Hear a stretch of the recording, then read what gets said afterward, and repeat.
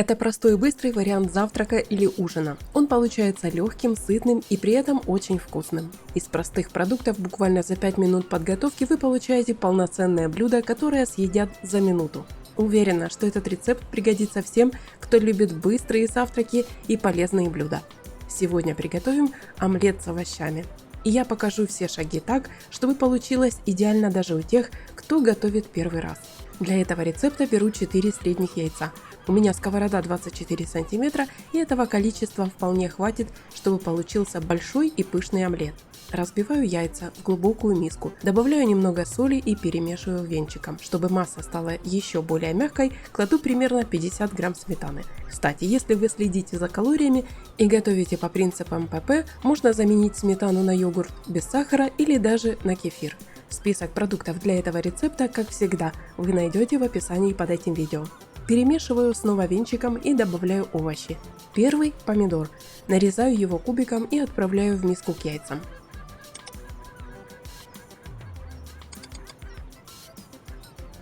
Дальше нарезаю зеленый лук. Он придает свежесть и легкую остринку. В сезон много зелени не бывает, поэтому смело добавляйте петрушку, укроп или кинзу.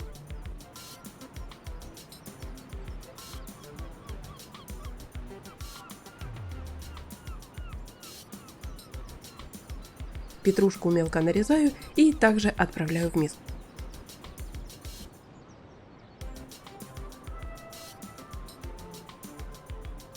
Чтобы вкус был ярче, беру небольшой кусочек красного острого перца. Нарезаю его совсем мелко и добавляю в смесь. Но это по желанию. Если готовите для детей, перец можно убрать. Еще один важный акцент – чеснок. 3-4 зубчика выдавливаю через пресс и кладу в миску.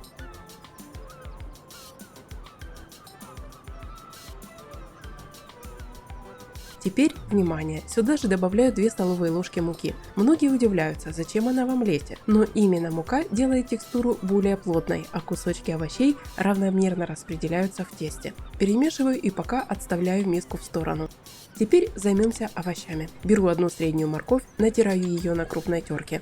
На разогретую сковороду выливаю немного растительного масла и высыпаю морковь. Ее нужно слегка обжарить до золотистого цвета. Это придаст готовому омлету сладковатый вкус и красивый оттенок.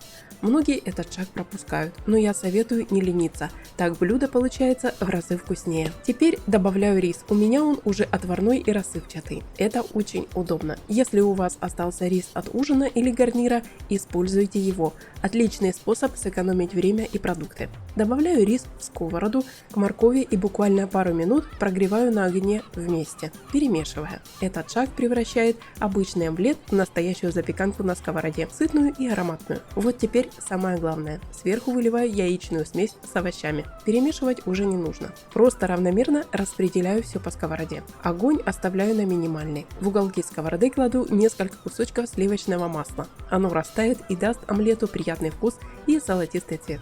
Накрываю крышкой и готовлю до готовности. У меня ушло примерно 15 минут. Разрез у него получается ровный, плотный, но при этом нежный внутри. Такой вариант можно подавать как самостоятельное блюдо на ужин или как сытный завтрак. Совет: если хотите более диетический вариант, можно готовить без масла, просто на антипригарной сковороде. А еще этот омлет удобно брать с собой, он хорошо держит форму и вкусен даже в холодном виде. Хочу поблагодарить вас за подписку и за то, что ставите лайки после просмотра видео. Для меня это очень важно, и так рецепты увидят больше людей. Наш омлет готов. Вкусный, сытный и в то же время легкий. Такой рецепт можно повторять хоть каждый день. Но это еще не все. В этом видео я покажу еще один рецепт, не менее интересный и вкусный. Он тоже готовится быстро из простых продуктов и отлично подойдет как на ужин, так и на завтрак. Давайте продолжим и перейдем к следующему рецепту. Беру один крупный кабачок и натираю его на крупной терке. Не мельчу, текстура должна чувствоваться, так блюдо будет более насыщенным. Сразу добавляю соли, перемешиваю и пока отставляю в сторону. Пусть кабачок пустит сок. Этот шаг важен.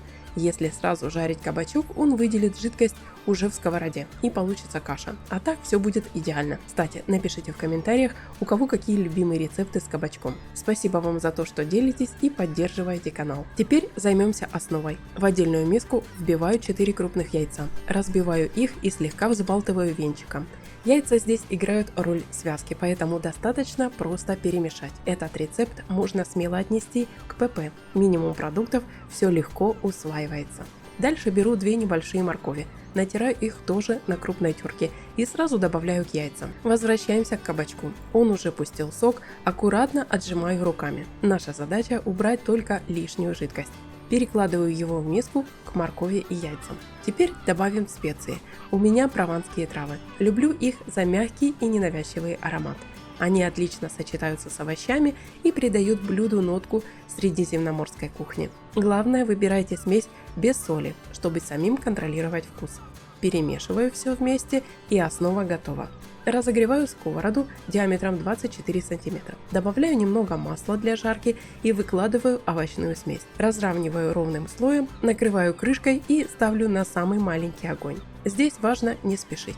Пусть кабачки и морковь готовятся медленно. Тогда снизу получится красивая румяная корочка, а сверху все схватится равномерно. А пока есть пара минут, займемся сыром. Я натираю плавленый сыр, он дает приятный вкус и делает блюдо еще более нежным. Лайфхак. Если сыр плохо трется, положите его на 20-30 минут в морозилку, потом он натирается легко. Когда овощная запеканка почти готова, аккуратно посыпаю ее тертым сыром прямо над сковородой и слегка разравниваю лопаткой. Снова накрываю крышкой и оставляю еще на пару минут на минимальном огне. В этот момент на кухне уже стоит потрясающий аромат. Теперь беру зеленый лук, нарезаю его мелко и щедро посыпаю сверху уже готовое блюдо. Зеленый лук отлично освежает вкус, особенно в сочетании с плавленным сыром и сладостью моркови.